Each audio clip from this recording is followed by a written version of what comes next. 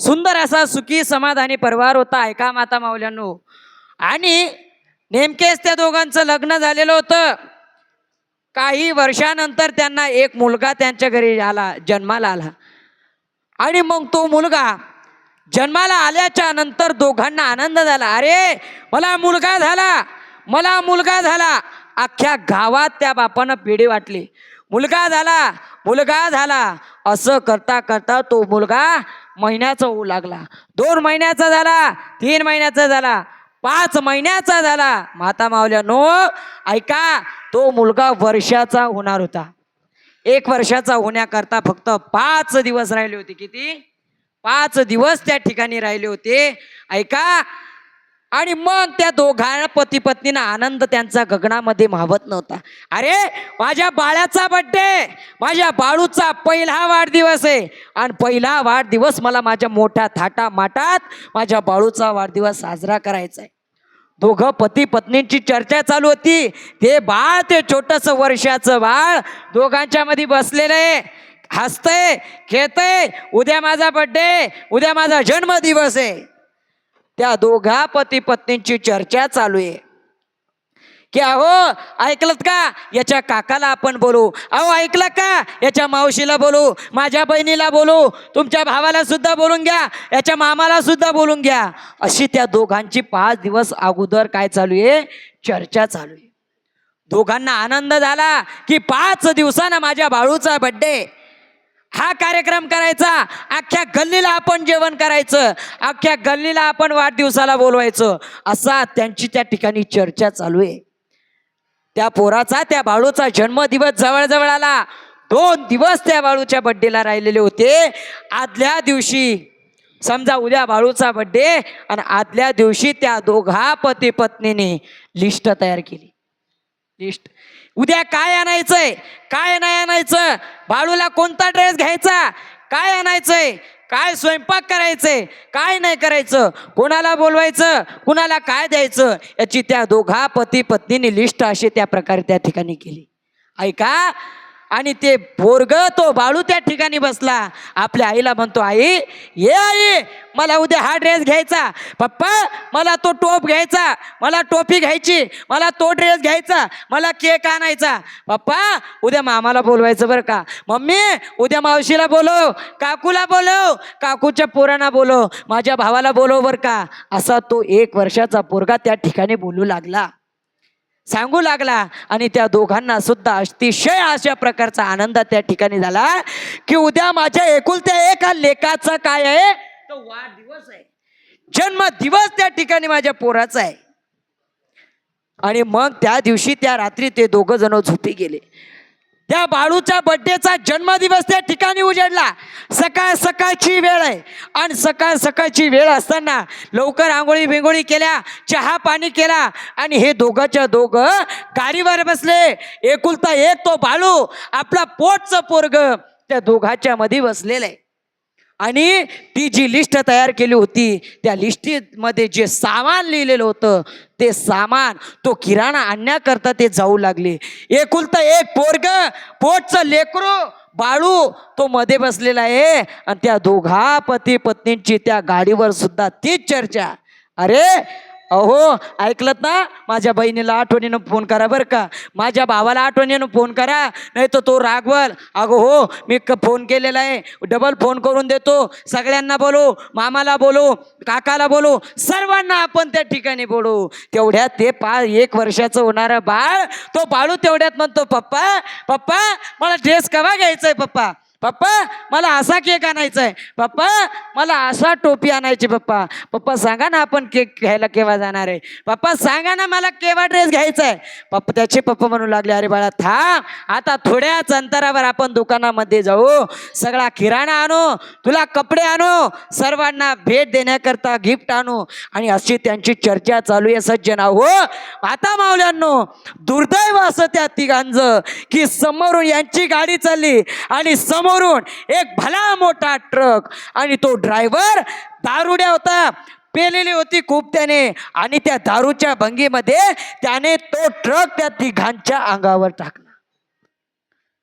टाकल्याबरोबर ते तिघच्या तिघ गाडी सकट चारी दिशेला फेकल्या गेली. चारी दिशेला फेकल्याच्या गेल्याच्या नंतर तो बाळू एका साईडला पडला, ती माता माऊली एका साईडला पडल्या गेली आणि तो बाप एका भल्या मोठ्या दगडावर आपटून डोक्याची कवटी फुटून अख्खा मेंदू बाहेर पडला. रक्ताच्या थारोळ्यात तो बाप पडलेला आहे. इकडं पोरग पडलेलं आहे, इकडं ती माता माऊली बेशुद्ध पडली. काय करावं सुचेना झालं. लोक जमा झालीत, सर्वांना उचलू लागली. त्या पोराला एका बाजूनं उचलून आणलं, एका साईडनं ठेवलं. ती माता माऊली बेशुद्ध झालेली होती. त्या माता माऊलीला उठवलं. उठवल्याच्या नंतर उठल्याबरोबर ती माता माऊली विचार करू लागली की अरे माझा नवरा कुठे, माझं पोरग कुठे, माझा नवरा कुठे, माझं पोरग कुठे, माझं पोटचं लेकरू कुठे, उद्या माझ्या बाळाचा बर्थडे, माझ्या बाळाचा वाढदिवस आहे, कुठे आहे माझं पोरग, कुठे आहे माझा नवरा. त्यावेळेस पाहती तर काय, तर भल्या मोठ्या एका दगडावर एका रक्ताच्या थारोळ्यामध्ये आपला नवरा पडलेला आहे. कवटी फुटलेले रक्ताच्या थारोळ्यात आपला नवरा पडलेला आहे. तेवढ्यात तिचं दृश्य, तिची नजर आपल्याला एक पोरावर जाते आणि पोरावर गेल्याच्या नंतर तिला आठवतं की अरे माझा पोरगा सुद्धा त्या ठिकाणी पडलेला आहे. धावत धावत धावत धावत ती माता माऊली त्या पोराजवळ जाते. त्या पोराला घेऊन आपल्या मांडीवर घेते आणि मांडीवर घेतल्याच्या नंतर त्या बाळाला सुद्धा त्या ठिकाणी लागलेलं होतं. लागल्याच्या नंतर ती माता माऊली त्या बाळाला विचारू लागली, हे बाळ्या, ए बाळ्या, काही लागलं का रे बाळ्या, तुला कुठं लागलं का रे बाळ्या, सांग ना. बाळ्या उठ, बाळ्या, बाळ्या उद्या वाढदिवस आहे, उद्या तुझा जन्मदिवस आहे, बाळ्या उठ रे बाळ्या, उठ रे बाळ्या. असं करता करता ती माता माऊली आक्रोश करू लागली, रडू लागली. तेवढ्यात नवऱ्याला हाक मारली, अहो उठा ना, उठा ना, उद्या आपल्या बाळ्याचा वाढदिवस आहे, उद्या आपल्याला वाढदिवस आहे, अहो वाढदिवस त्याचा साजरा करायचा आहे, चला ना बाबा, अहो चला ना, उठा ना, आपल्याला त्याच्याकरता केक आणायचा होता ना, आपल्याला त्याच्याकरता वाढदिवसाकरता त्याला कपडे आणायचे होते ना, मामाला बोलवायचं होतं ना, मामीला बोलवायचं होतं ना, अहो चला ना, चला ना, उठा उठा. त्यावेळेस काही मंडळी त्या ठिकाणी आली आणि त्या माता माऊलीची समजूत काढू लागली की अगो ताई, तुमचे पतिदेव या जगात आता तुम्ही राहिले नाही, वारले तुमचे पतिदेव, या जगात त्या ठिकाणी राहिले नाही. असं म्हटल्याबरोबर ती माता माऊली रडू लागले, आक्रोश त्या ठिकाणी करू लागले. आणि मग तो अंत्यविधी सोहळा सगळा आटपून घेतला. काही दिवसानंतर त्या माता माऊलीचे आई वडील घरी आले आणि आल्याच्या नंतर आपल्या पोरीला विचारू लागले, अगं आता काहीतरी विचार केला की नाही. काय विचार करू आई, काय विचार करू, ज्याच्यासोबत मी संसार करण्याचा संकल्प केला होता तो आज माझा नवरा मला सोडून गेला. अगं मग दुसरं लग्न आपण करू. नाही, मला नाही दुसऱ्यासोबत संसार थाटायचा. आता मी जर मग जीवन जगायचं असेल तर मी ते फक्त माझ्या बाळ्याच करता जगेल, नाही तर मला दुसऱ्यासोबत कोणासोबत मला संसार थाटायचा नाही. आणि मग हे बोलल्याच्या नंतर ती माता माऊली रोज शेतामध्ये काम करायची, सकाळी कामाला जायची, काम करून संध्याकाळी यायची. सकाळी कुठेतरी काम केल्याच्या नंतर संध्याकाळी कुठेतरी 2 घास खायला मिळायचे. आणि मग असं करता करता ती रोज माता माऊली उदरनिर्वाह चालवायची, 2 पैसे कमवायची. हा बाळू हळूहळू मोठा झाला, 4थी 5वीला गेला. 5वीला गेल्याच्या नंतर त्याला शाळेत टाकलं. शाळेत टाकल्याच्या नंतर तो बाळू शाळेतल्या मुलांसोबत राहू लागला. काही वर्षाने बाळू 9वी 10वीला गेला. 9वी 10वीला गेल्याच्या नंतर त्या बाळूला थोडीशी तुकार मुलांची संगत अशा प्रकारे त्या ठिकाणी लागली. आणि लागल्याच्या नंतर तो बाळू सुद्धा त्या ठिकाणी संगतीमुळे थोडा बिघडता झाला. नाही ते व्यसन करू लागला. रात्र रात्र त्याला घरी येण्याकरता होत होती. आणि ही माता माऊली इकडं उन्हातानाची राब राब राब राब कष्ट करायची, काबाड कष्ट करायची, पैसे कमवायची आणि आपल्या बाळूला शाळेमध्ये पाठवायची. पण याला काहीच मालूम नव्हतं की अरे आपल्या घरची परिस्थिती काय आहे, काहीच कल्पना नाही. आणि मग एक दिवस त्या मुलांनी त्याला सांगितलं की हे बाळ्या, उद्या आपल्याला आपल्या मित्रांसोबत जायचंय, आपल्याला शेजारच्या गावामध्ये जत्रा आहे त्या ठिकाणी जायचंय. आणि मग ठरल्याप्रमाणे याने सांगितलं, हे बघ बाळ्या, उद्या तुला आमच्या सोबत यावं लागेल, सोबत पैसे घेऊन ये. आणि मग असं सांगितल्याबरोबर तो बाळू घरी आला. घरी आल्याच्या नंतर आपल्या आईला म्हणू लागला, आई मला उद्या 50 रुपये पाहिजे. आईने विचारलं कशा करता पाहिजे. अहो दागा आई, उद्या मी माझ्या मित्रांसोबत जत्रेला जाणार आहे. बरं बाळ्या, काही हरकत नाही. त्याच्या आईने मागचा पुढचा विचार न करता 50 रुपये त्याच्या हातावर टेकवले. तो बाळू जत्रेमध्ये गेला. गेल्याच्या नंतर दिवसभर जत्रेमध्ये फिरल्याच्या नंतर संध्याकाळची वेळ झाली. संध्याकाळची वेळ झाल्याच्या नंतर त्याच्यासोबत जे काही मित्रमंडळी होते त्या मित्रमंडळींनी त्याला बळजबरीने दारू पाजली. फुल अशा प्रकारची त्या ठिकाणी दारू पाजली. सज्जनाओ ऐका, दारू पाजल्याच्या नंतर तो एवढा त्या दारूमध्ये गुंगला, एवढा दारूमध्ये गुंगला, त्याला चालणं सुधरत नव्हतं. आणि मग तो बाळू घरी आला. आल्याच्या नंतर त्याच्या आईला त्याच्या चालण्याचा आवाज आला की अरे माझा बाळू आलाय, माझा बाळू आलाय, माझा बाळू आलाय म्हटल्याच्या नंतर त्याच्या आईने दरवाजा उघडला. आणि दरवाजा उघडून पाहते तर काय, तर माझा बाळू दारू पिऊन आलाय, ते झुलत येतोय. पण त्याच्या आईने मनावर ताबा ठेवला आणि विचार केला की जाऊ द्या, झाली असेल याच्या कोण चुकी, झालं असेल याच्या कोण चुकी. म्हणून तो त्या ठिकाणी त्या दिवशी तो बाळू आणि त्याची ती आई त्या ठिकाणी तसेच झोपले. दुसऱ्या दिवशी आज सकाळी बाळू उठला, आंग बिंग धुतलं, चहा वगैरे घेतला, पुन्हा शाळेमध्ये जाण्याकरता निघाला.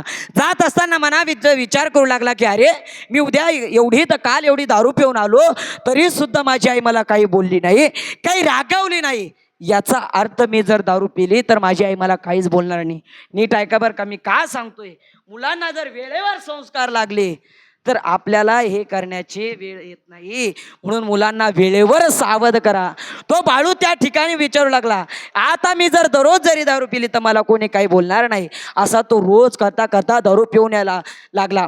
रोज दारू प्यायचा. असं करता करता एक दिवस एवढा दारू पिला की शेवटी त्याचे ज्या मित्रांनी त्याला दारू पाजली त्या मित्रांनी त्याला ओढत आणून घराच्या जवळ टाकलं.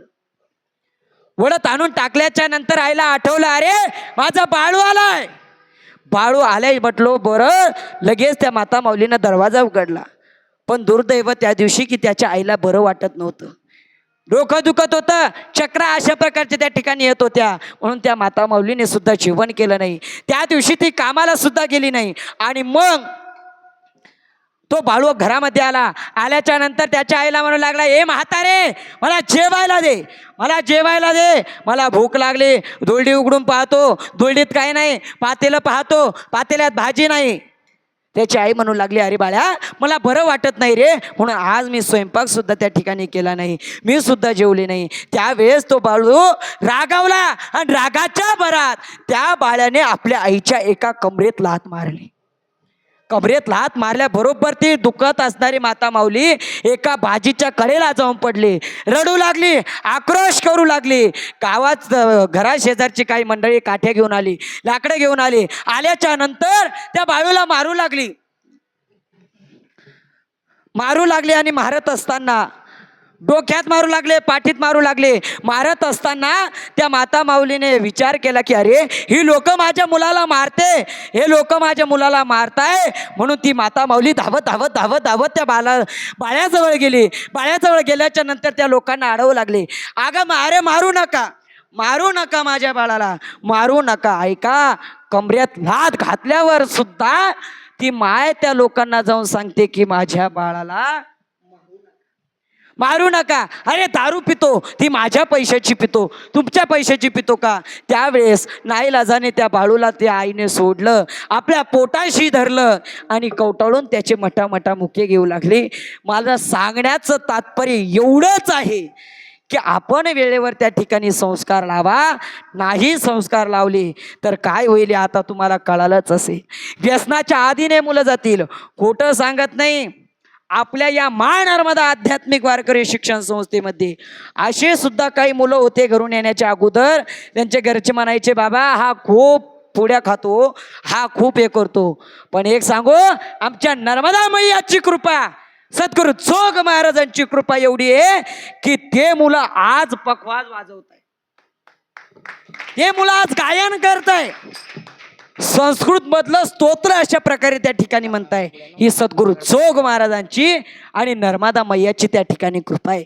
म्हणून एवढीच विनंती आहे, आपल्या मुलांना सुसंस्कार बनवा.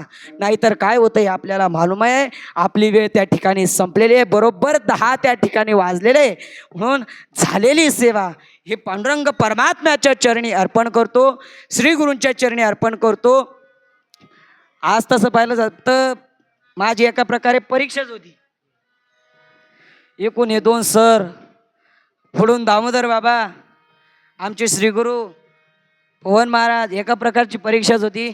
म्हणून काही चुकलं असेल तो माझ्या बुद्धीचा दोष. जे काही बरोबर असेल ते तुम्ही घ्या, जे काही चुकीचं असेल ते माझं मला परत करा. आलाच पुन्हा योग, मी पुन्हा ते तुमच्या पुढे व्यवस्थितपणे मांडण्याचा प्रयत्न करेल.